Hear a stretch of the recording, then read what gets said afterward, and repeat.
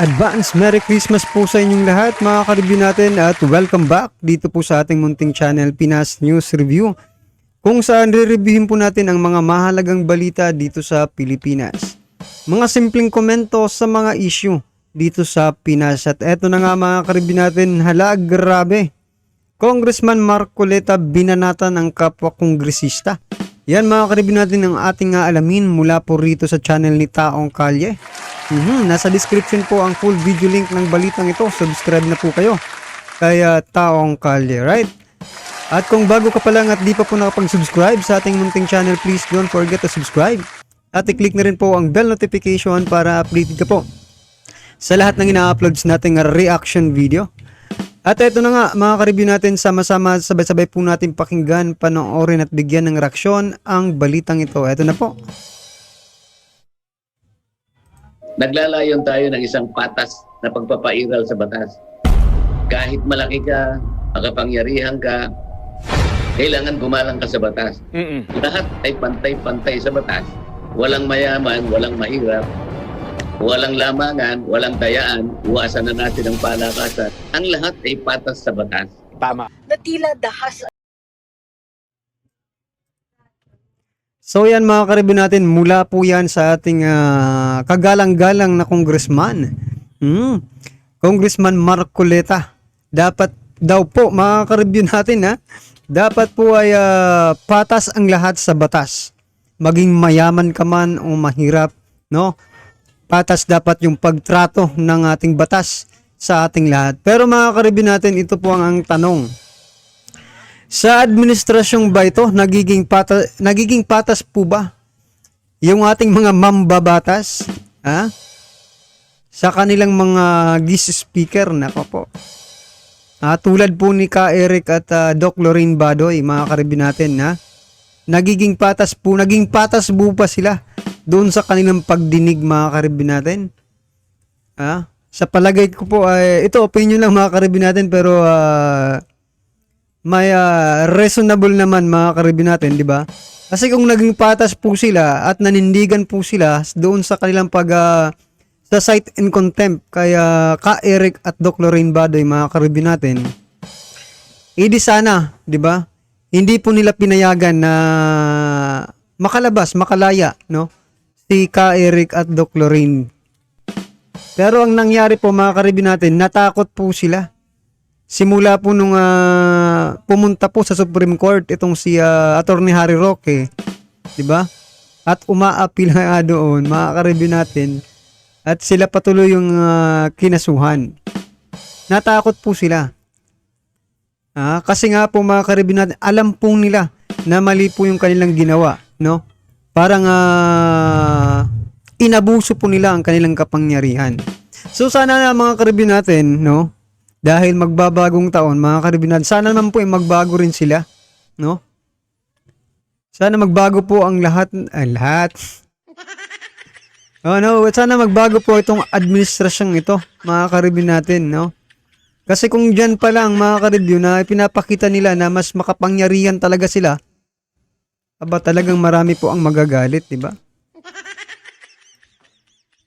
Ang ginagamit, tila opresyon na ito, tila pinatatahimik tayo at hindi naman tayo gulag dun sa ibang mga pangyayari katulad ng pagkakaso ng mga ibang vlogger, katulad ng isa-isa nang nadidismiss yung mga kaso ng Rappler ni Laila De Lima and so Ito nga mga kababayan, nagsalita na si Congressman Marcoleta sa kapwa niya kongresista na ipairal ang tamang batas, at gayon din si Attorney Trixie Cruz Angeles sa pang-aabuso ng Kongreso sa kanilang kapangyarihan. Bago natin ituloy ang video na ito, kung bago ka lang sa aking YouTube channel, baka pwede makahingi ng like at subscribe at click mo na rin ang notification bell para updated ka sa aking nilalabas na bagong video. Salamat po.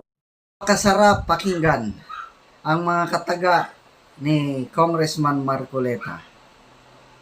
Daman-dama ko yung sinseridad niya sa pagpapaliwanag na ang batas dapat pantay-pantay, na walang mayaman, walang mahirap. Those who are less in life should have more in law.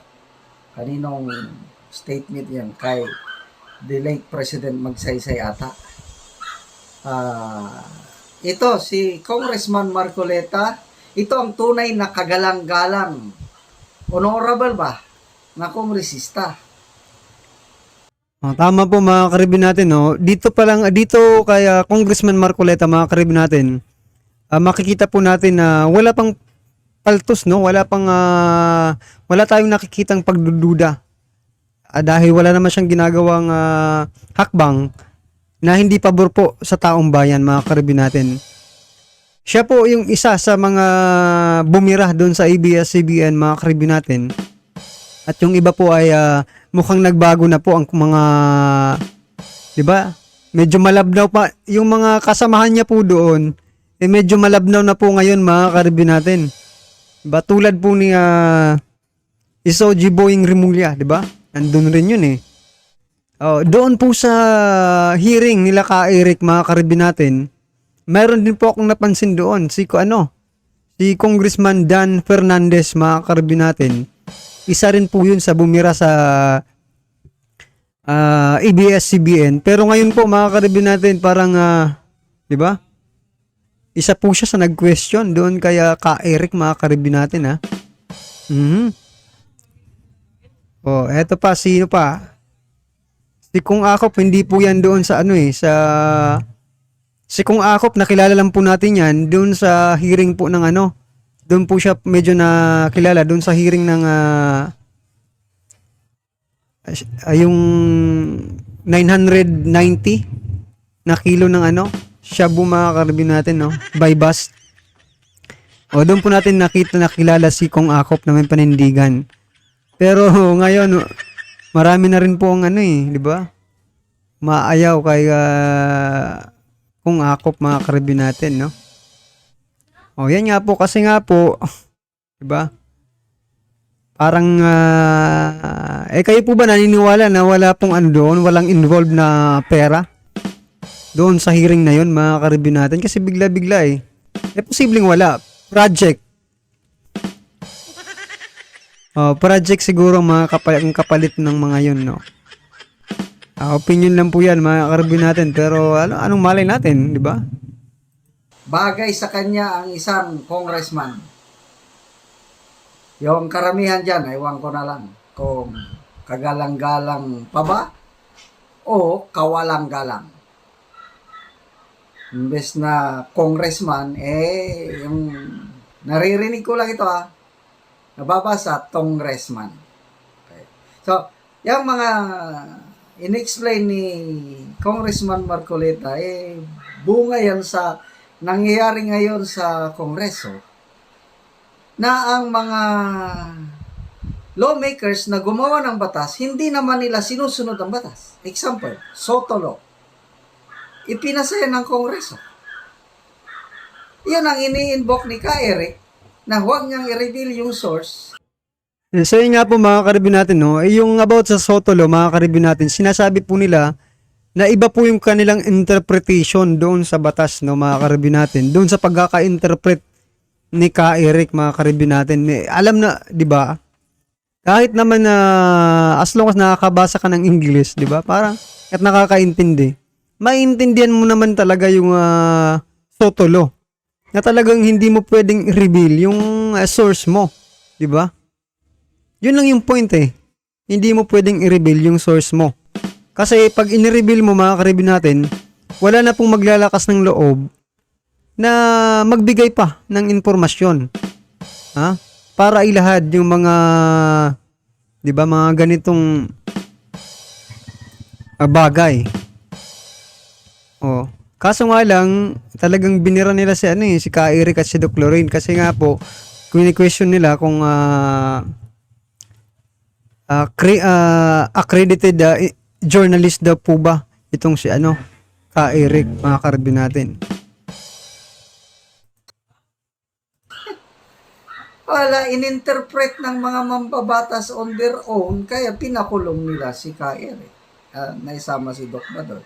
Yan, yung mga pinapasaringan ni Congressman Marcoleta.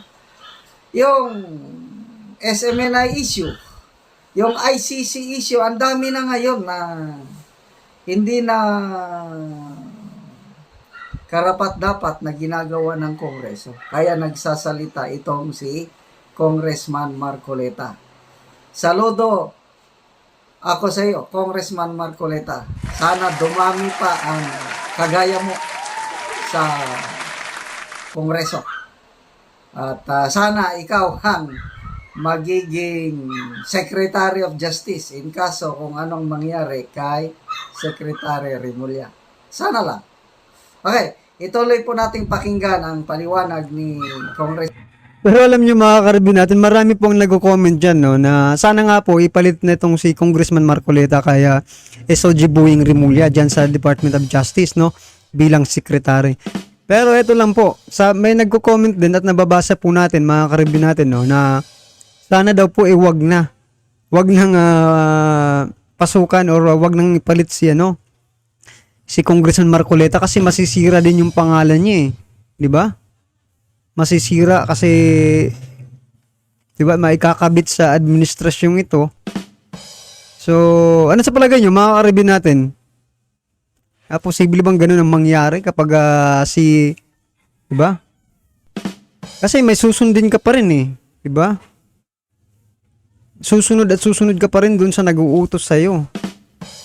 Ibig sabihin, may mga pagkakataon, mga karibin natin, na hindi ikaw yung magdidesisyon kung di ang mas mataas pa sa'yo. Di ba? So, ano palagay nyo mga karibin natin? Dapat po bang ipalit si Congressman Marcoleta? Or antayin na lang ang susunod na administrasyon kung sino man mga karibin natin? Oh. Well, anyway, matagal pa naman yan. Congressman Marcoleta tungkol sa pagsunod sa batas. At si Attorney Angeles din, isang respetadong abogada, pasaring din siya sa isang kongresista, si Congressman Migs Nograles, na siyang may panukala sa resolusyon na parusahan ng SMNI. Hindi naman niya maipaliwanag kung anong kasalanan ng SMNI. Tapos, yung sinasabi niyang So yan na nga po mga karibin natin, no? Yung nangyayari po sa SMNI at kaya dito sa MTRCB, no, mga karibin natin dito sa pag-aano nila sa mga Duterte, parang makikita mo talaga na wala, hindi nilang pinag-aralan mga karibin natin yung kung ano man yung gusto nilang ipalabas, di ba? Kasi kung hindi nila alam yung violation mga karibin natin, parang napag-utusan lang na siraan, di ba? At wala ngang patas na batas dito sa Pilipinas, no? At yan po ang totoo, mga karibin natin, walang patas na batas. No, hindi po patas ang batas dito sa Pilipinas. Whether you like it or not, no, ganun po talaga yung nangyayari, no? Pag ikaw ay wala sa kapangyarihan or wala kang koneksyon, di ba? Sa mga malalakas na mga politiko, talagang talo ka mga karibin natin, no? Kaya nga yan po mga karibin natin no? Paano na lang po yung mga tulad nating mga dukha, di ba? Paano na lang po tayo? O kung yun ngang may mga medyo mga kilala, di ba? Sa ating lipunan ay kaya nilang ganunin. Paano lang po si Juan de la Cruz mga karibin natin, ha? Paano na lang po ang kanyang mga karapatan, no? Well, anyway mga karibin natin, ano man po ang inyong reaksyon, no? Sa palagay niyo po ba may patas pang batas na umiiral dito sa Pilipinas? Or wala na talagang patas, no? Dahil may mga nakaupong mga politiko sa ating gobyerno. Well, anyway mga karibin natin, ano man po ang inyong reaksyon, comment lang po sa baba. Para at least alam po ng ating mga kababayan ang inyo pong nararamdaman patungkol po dito, no? At yan mga karibin natin, kung bago ka pa lang at di pa po nakapag-subscribe sa ating munting channel, please don't forget to subscribe. at i-click na rin po ang bell notification para updated ka po sa lahat ng ina-uploads nating reaction video at huwag din pong kalimutang mag-subscribe kay Taong Kalye. Nasa description po ang full video link ng balitang ito. Subscribe na po kayo. Taong Kalye.